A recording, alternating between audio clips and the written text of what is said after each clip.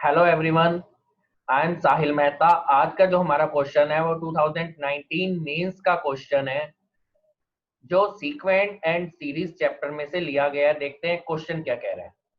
Question कह रहा है let a b c three terms है जो 7th 11th एंड 30th है, एक नॉन कांस्टेंट एपी से। मतलब डी जीरो नहीं होएगा, वो तो या तो इंक्रीजिंग ऑर्डर में होएगा एपी या डिक्रीजिंग ऑर्डर में। If these are also the three consecutive term of GP। GP की भी ये टर्म है बट लगातार है। देन A बाय C हमें निकालना है। ठीक है भाई, निकाल देते हैं हम। हमने अज्यूम किया फर्स्टली लेट फर्स्ट टर्म मैंने अज्यूम की भाई कैपिटल ए। ठीक। अब सेवन टर्म सेवन टर्म मैं निकालता हूं तो सेवन टर्म मैंने first term capital A assume की और कॉमन डिफरेंस मैंने स्मॉल डी अज्यूम कर लिया। कॉमन डिफरेंस मैंने स्मॉल डी अज्यूम किया, कंफ्यूजन नहीं करना बस। सेवन टर्म मुझे ए दे रखा है, ए इज इक्वल टू क्या हो जाएगा, ए प्लस 6d। किस भी हाफ पे मैं लिख भी देता हूं identity, A plus N minus one into D वाली आइडेंटिटी आपको पता होगी। ए यहाँ पे फर्स्ट टर्म है, इस बिहाफ पे मेरा सेवन टर्म होगी ए प्लस 7 - 1 इंटू डी, ए प्लस 6d। सेकेंड है 11th टर्म। 11th टर्म मेरे पास बी है, वो है A plus 10d। 30th term 13वीं टर्म मेरे पास क्या बनेगी, वो सी हो जाए, दे रखी है गिवन में, सी मानना है हमने उसे, ए प्लस 12d। ये वाली चीज, ये हमने सीक्वेंस के थ्रू निकाल लिया, एपी निकाल लिया हमने भाई। ठीक है। अब ए प्लस 12d आ गया, ए बी सी हमने तीनों निकाल लिए। यहां तक मेरा क्वेश्चन हो गया। यहां तक देखो, यहां तक जो कह रहा था मैंने कर लिया। अब ये टर्म्स मेरी जीपी में भी है, जीपी में है तो जीपी की मुझे पता है आइडेंटिटी होती है a b c are in GP. ये मुझे दे रखा है गिवन। तो जीपी का मुझे पता है b square is equal to A c. Middle term का स्क्वायर जो होता है वो बाकी दो टर्म्स के मल्टीपल होता है। तो b यहाँ पे a प्लस 10d का whole square is equal to first term a plus 6d, second term a plus 12d। मैं अब नॉर्मल अपने अब कैलकुलेशन करूंगा, a प्लस बी का होल स्क्वायर वाली आइडेंटिटी खोल दूंगा a प्लस 10d में। a square plus 100d square plus 2a b होता है तो 20 AD इज इक्वल टू, मैं अब इस a को यहां से करूंगा फिर 6d को करूंगा। a को कर रहा हूं मैं multiply a square plus 12AD plus 6AD plus 72d square. यहां तक आई डोंट थिंक किसी को प्रॉब्लम होनी चाहिए। अब मैं आगे सोल्व कर देता हूं। देखो यहाँ पे भाई, ए स्क्वायर से मेरा ए स्क्वायर गया, ठीक है, 100d स्क्वायर था और यहाँ पे 72d स्क्वायर था। 100 में से 72 गए 28d स्क्वायर, 20AD प्लस यहाँ पे क्या हो गया 12 प्लस 6 18AD। तो 20 में से ये 18AD उस साइड गए इक्वल टू के दूसरी तरफ, तो माइनस के हो गए, तो 20AD माइनस 18AD मेरे 2AD हो जाएंगे इज इक्वल टू 0। अब इस पूरे पार्ट में से मैं डी कॉमन निकालूंगा, डी मेरा कॉमन निकल रहा है, तो डी जब मैंने कॉमन निकाला 2d कॉमन निकाल लूंगा। 2d इस पूरे पार्ट में से मैंने कॉमन निकाल लिया, तो अंदर रह गया 14d plus a is equal to 0। अब मैंने इसे जब स्प्लिट किया तो एक d की वैल्यू तो आ गई 0, दूसरे भाई a की वैल्यू, मैं a की वैल्यू निकाल रहा हूं तो माइनस 14d। भाई ये मैंने ऐसे कर लिया ना, ये देखो यहाँ पे देखो थोड़ा सा, 14d plus a is equal to 0 था, 14d माइनस a हो गया। अब a की वैल्यू निकालूंगा तो मैं माइनस 14d, ये वैल्यू आ गई।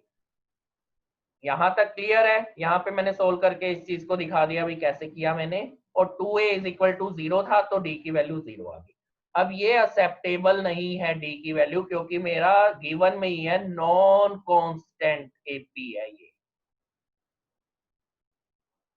नॉन कांस्टेंट एपी का मतलब है वो या तो इंक्रीजिंग में या डिक्रीजिंग में d मेरा 0 हो ही नहीं सकता, तो एक्सेप्ट नहीं है।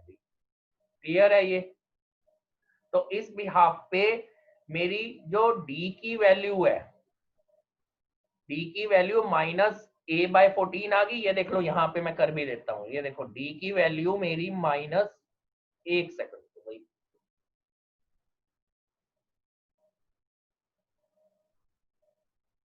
d की वैल्यू मेरी आ गई यहाँ पे,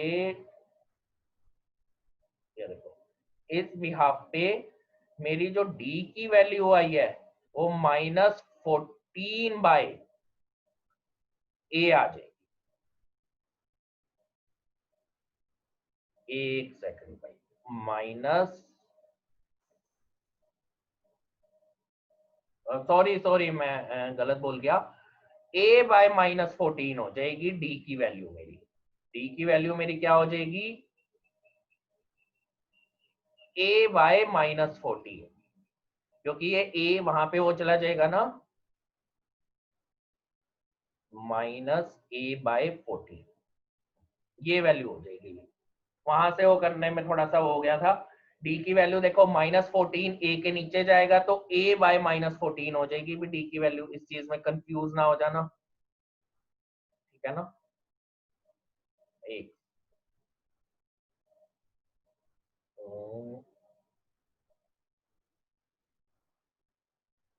क्लियर? d की वैल्यू माइनस a बाई 14 आ गई। चलो भाई ठीक है, अब मुझे वैल्यू किसके निकालनी है? a और c की। तो पहले मैं d की वैल्यू पुट करके, या a की वैल्यू पुट करता हूं, मैं a की वैल्यू पुट करना मेरे को इजी रहेगा, तो मैं a की वैल्यू पुट करता हूं। 7 टर्म क्या होगी? 7 टर्म मेरी अब हो जाएगी a is equal to, a किसके बराबर आया था मेरा? देखो a मेरा आया था माइनस 14d के बराबर, तो मैंने a की value minus 14d plus 6d, ये मेरा हो गया था माइनस 8d, a की वैल्यू आ गई। अब मुझे c की वैल्यू भी चाहिए, a बाई सी करना है ना, उसकी वैल्यू निकालनी है इक्वल टू, तो 30th टर्म मेरी c is equal to a plus 12d था, a की वैल्यू मेरे पास माइनस 14d थी, तो माइनस 14d प्लस में 12d, ये आ गया मेरे पास माइनस 2d। भाई ये मेरे पास a और c की वैल्यू, अब वैल्यू निकालता हूं मैं, a बाय सी मेरा इक्वल हो जाएगा, a बाय सी की वैल्यू रखता हूं, a की वैल्यू मेरे पास माइनस 8d थी और c की वैल्यू माइनस 2d थी। ये कटेगा, ये कटेगा, d से d कटेगा, 2 से 8 कटेगा, मेरे पास 4 आ गई, और ये मेरा आंसर हो गया। भाई सिंपल कैलकुलेशन थी भाई, a बाई सी की वैल्यू 4 आंसर है। एक बार फटाफट से रिपीट भी कर देता हूं मैं। देखो मैंने क्या किया, मुझे गिवन में था a b c 7th 11th and 30th term है भाई, एपी की नॉन कांस्टेंट एपी है। और मुझे ये बता रहा था एबीसी जीपी की भी टर्म्स है, कॉन्जिक्यूटिव टर्म्स है लगातार, तो ए बाय सी की वैल्यू निकालो। मैंने फर्स्ट टर्म मानी, ए मानी, कॉमन डिफरेंस डी माना, 7 टर्म ए कैपिटल माना है मैंने, यहाँ पे इस बात में कंफ्यूजन नहीं क्रिएट करना।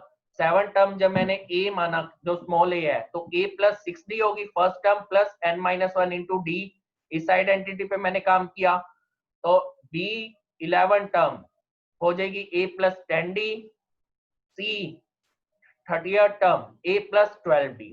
ये चीज आ गई, मैंने वैल्यूज एपी के थ्रू मैंने निकाल ली।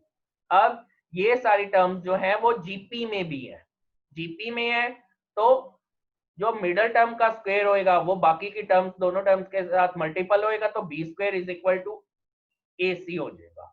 ये मेरी आइडेंटिटी जीपी की मैंने लगाई। अब b मेरी वैल्यू थी a plus 10d, a plus 10d का होल स्क्वायर किया इज इक्वल टू a की वैल्यू थी a प्लस 6d, इंटू में c की वैल्यू a प्लस 12d। ये चीज मैंने a प्लस b का होल स्क्वायर ट्रिग्नोमेट्री वाला ओपन कर दिया, तो a square plus 100d square plus 20ad is equal to, जब इसे कैलकुलेशन की, a square plus 12ad plus 6ad plus 72d square, ये आपस में मैंने कैलकुलेशन की, काटापीटी की, तो ये वाली चीज आ गई वही 28d square plus 2ad is equal to 0, क्योंकि सारा मैं दूसरी तरफ ले गया, इक्वल टू के एक साइड ले गया सारी चीजें। अब 2d मैंने कॉमन निकाल लिया, 2d कॉमन निकाला तो आ गया 14d plus a is equal to 0। एक 2d इज इक्वल टू 0 मैं पुट करूंगा, एक 14d plus a is equal to 0 put करूंगा। यहाँ पे देखो, यहाँ मैंने कर भी रखा है 14d, ये देखो ये वाला part, 14d is equal to 14d plus a, एक सेकंड,